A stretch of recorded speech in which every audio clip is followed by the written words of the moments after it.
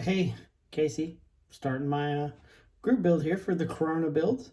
I have selected the Hasegawa Maschinenkrieger Camel. Maschinenkrieger is a pretty cool science fiction fandom. The cool thing about it is there's no source material, there's no comic books, there's no cartoons, there's no movies. Literally, the source material is the models. It started in the 1980s in a Japanese hobby magazine. A gentleman by the name of Kao Yokoyama, I believe is how you say it. Don't know. Started the series. All the models were initially kit bashed, and he showed how they were built and everything.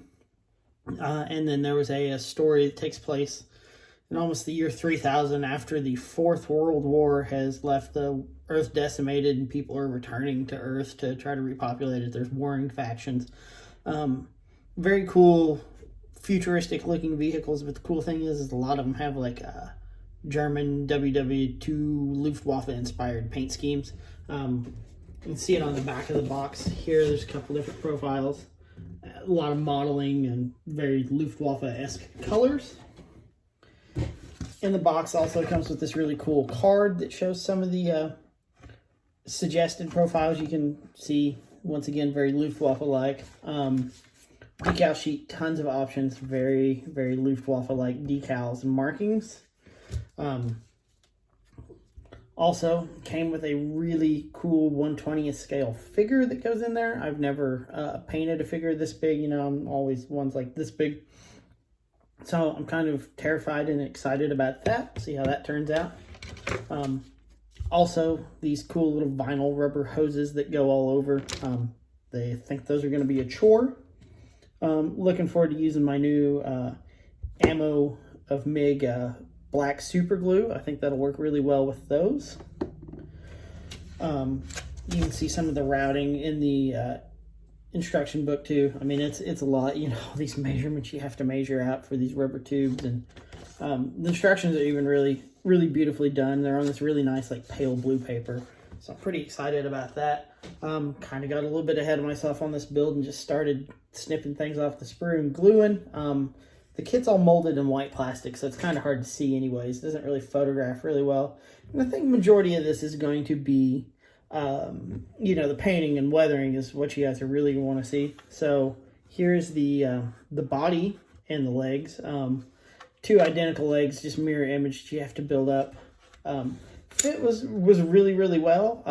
I've been building a lot of this Bandai Star Wars kits. They've really spoiled me, and I haven't had to do anything like sand and putty parts in a long time. So my Tamiya putty was pretty much dried up. It's a good thing I had some lacquer thinner around to bring that back to life, or else I would have been up a creek or using just copious amounts of Mr. Surfacer. So like I said, really cool design. It's all poly caps in the legs. Everything moves. So all articulated joints. Really cool kit. That's where we're at so far. I'll post some still pictures as well of all this stuff. It's really cool. It's got a lot of working features. There will be a jet engine nozzle down here that moves. One of the funny things is there's a fuel tank on the bottom of it. And when I was gluing it together, I realized I was building a cigarette lighter, like a disposable Bic lighter. I thought that was pretty funny. So another thing that dawned on me is this really felt like a lot of deja vu, and I realized I'm basically building a giant version of this guy, my chicken walker I just finished, same articulated legs and everything. So, got some experience there, learned some fun stuff weathering that. This thing's going to be wild. I know I'm going to do it in some sort of a Luftwaffe-inspired paint scheme. I'm thinking like a 70-71 02 scheme, maybe. I don't know. We'll find out. It's going to be really cool, though. We've got some new weathering products on the way that I'm looking forward to using, so stay tuned. Thanks for watching. Bye.